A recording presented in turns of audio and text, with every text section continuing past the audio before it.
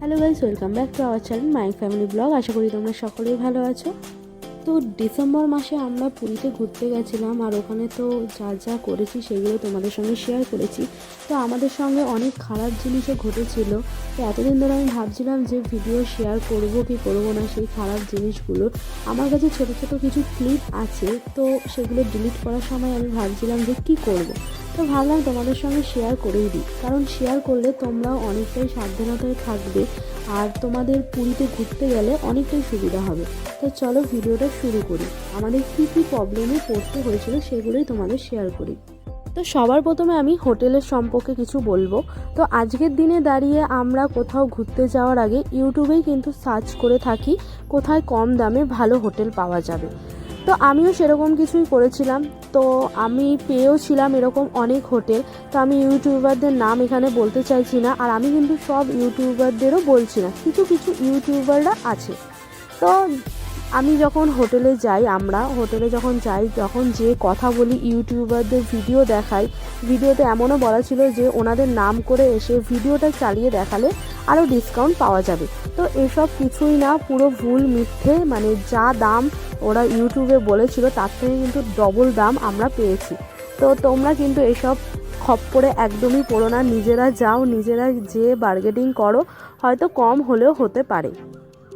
এবারে আসি হচ্ছে আমরা যেই হোটেলে ছিলাম।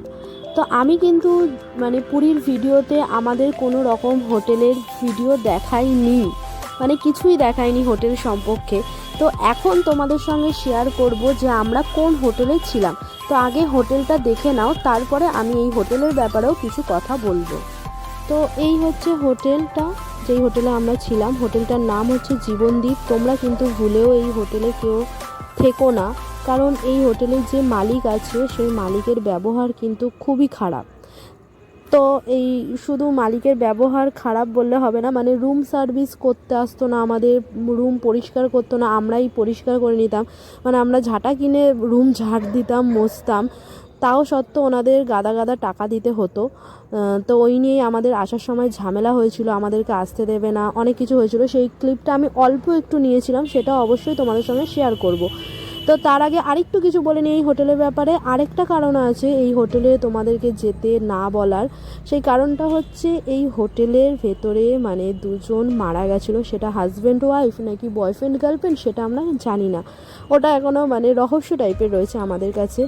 আর আমরা যেই রুমটাতে ছিলাম সেই রুমটাতেই হয়েছিল আমাদের ধারণা, ঠিক আছে। আর অনেকের কাছ থেকে পরে খোঁজ নিয়েছিলাম যে সেকেন্ড ফ্লোরে, আর সেকেন্ড ফ্লোরে যেই রুমটার কথা সবাই বলছিল সেই রুমটাতেই আমরা ছিলাম।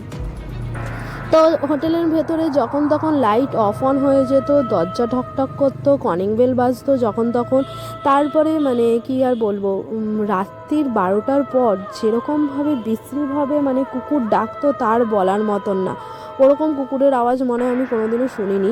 তো সচরাচর বলতে গেলে আমি কিন্তু খুব একটা ভয় পাই না। আর ওই হোটেলে মানে আমি ভয় পেয়েছিলাম রাতের বেলা করে, আমি কি করতাম, হনুমান চালিসা চালিয়ে রাখতাম। মানে আমার সারা রাত ঘুম হতো না। দিনের বেলা তো সব জায়গায় স্বাভাবিক ঠিক থাকতো, কিন্তু রাতের বেলা ঘুম হতো না।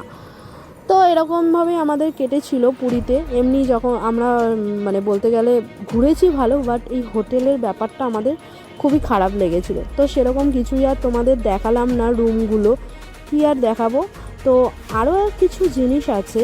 এরা যে জল, মানে আমরা জল দেখতে পাচ্ছ বাইরে থেকে কিনে এনে খেতাম।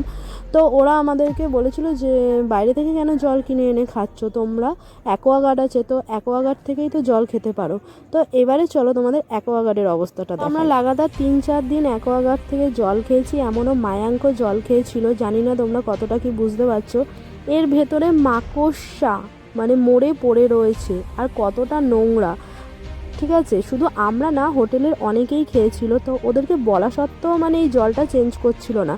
লাস্টে যখন সবাই মানে হোটেলের সবাই লোকজনেরা যখন চিল্লামিল্লি করলো, তখন এসে এই জলটা ওরা চেঞ্জ করলো। আর এই কারেন্টটা জাস্ট লাগানোই, ওপর থেকে জল ঢালছে আর মানে জলটা বেরিয়ে আসছে, সবই শো। আমরা তো সেটা প্রথমে বুঝতে পারিনি না, এতটাই চিটিংবাজি কাজবাজ মানে এরা করে। তো এবারে চলো দেখাই আসার সময় কীরকম ঝামেলাটা হয়েছিল। ওরা আমাদেরকে আসতে দিচ্ছিল না, মানে বলেছিল আসতে দেবে না। তো পুরীটা তো শুধু ওদের নয়, পুরীটা মানে কি আর বলবো, ওদের বাবার নয় বলতে গেলে।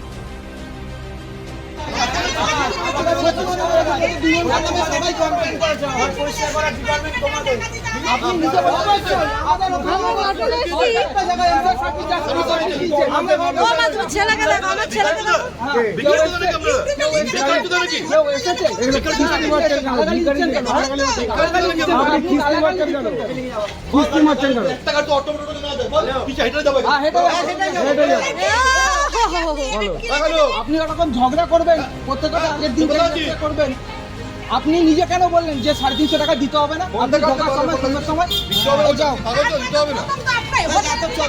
তো তোমরা এবারে বলতেই পারো যে তোমাদের সঙ্গে এত কিছু ভুতুড়ে কাণ্ড ঘটছিল, এরকম বাজে ব্যবহার করেছে, তো তোমরা কেন এই হোটেলে ছিলে? প্রবলেমটা কি হয়েছিল বলো তো? আমরা জীবনদীপ হোটেলটা বুকিং করি যখন, তখন আমাদের কাছ থেকে কিছু টাকা অ্যাডভান্স নেয়। সন্ধেবেলায় যখন আমরা পুরীর মন্দিরে পুজো দিয়ে হোটেলের রুমে ঢুকি, তখন আমাদেরকে বললো যে আমাদের পুরো টাকাটাই পেমেন্ট করতে হবে, কারণ এটাই নাকি ওদের হোটেলের রুলস। তো যখন বুকিং করেছিলাম তখন কিন্তু এই কথা বলেনি, পরে আমাদেরকে বলছে। আর তখন আমরা এত কিছু বুঝতেও পারিনি যে এই হোটেলে ভুতুড়ে কাণ্ড আছে বা এই লোকের ব্যবহার খারাপ। আমাদের সঙ্গে যখন এই ঘটনাগুলো ঘটছিল তখন আমরা আশেপাশের লোকাল লোকেদের কাছ থেকে জানতে পারি যে এদের ব্যবহার এতটাই খারাপ, আর কেউ ঠিকভাবে বলতেও চাইছিল না, কারণ এরকম টাইপের ঘটনা কেউ বলতে চায় না যে এখানে কোনো সুসাইড কেস হয়েছিল বা কিছু। অনেক চাপাচাপি করার পর আশেপাশের লোকেরা আমাদের বলেছিল পরে। আর আসার সময় যে ঝামেলাটা হয়েছিল, এটা শুধু আমাদের সাথেই না, যারাই এই হোটেলে থাকে তারা বাড়ি ফেরার সময় এরকম ঝামেলা করেই বাড়ি যায়। তো তোমাদের কাছে এটাই রিকোয়েস্ট করব, তোমরা প্লিজ জীবনদীপ হোটেলে কেউ থেকো না। আর বলতে পারো পুরীতে পুরোপুরি একটা স্ক্যাম হচ্ছে, সেটা পুরীর মন্দিরে পুজো দিতে যাওয়া হোক, পুরীর হোটেলে থাকা হোক, বা পুরীর সাইট সিন ঘুরতে যাওয়াই হোক না কেন। তো এতক্ষণ তোমাদেরকে আমি হোটেলের সম্পর্কে বললাম, এবারে কিছু বলি গাড়িওয়ালার ব্যাপারে। তো আমরা যখন গাড়ি বুক করি তখন আমাদেরকে কিন্তু বলা হয় যে 9টা ট্যুরিস্ট পয়েন্ট এখানে ঘোরানো হবে, পুরো টাকা পেমেন্ট করে দিতে হয়। কিন্তু ঘোরানোর সময় শুধু আমাদের 3 থেকে 4টে পয়েন্ট ঘোরায়, আর টাইম ওভার হয়ে গেছে এই অজুহাত দেয়।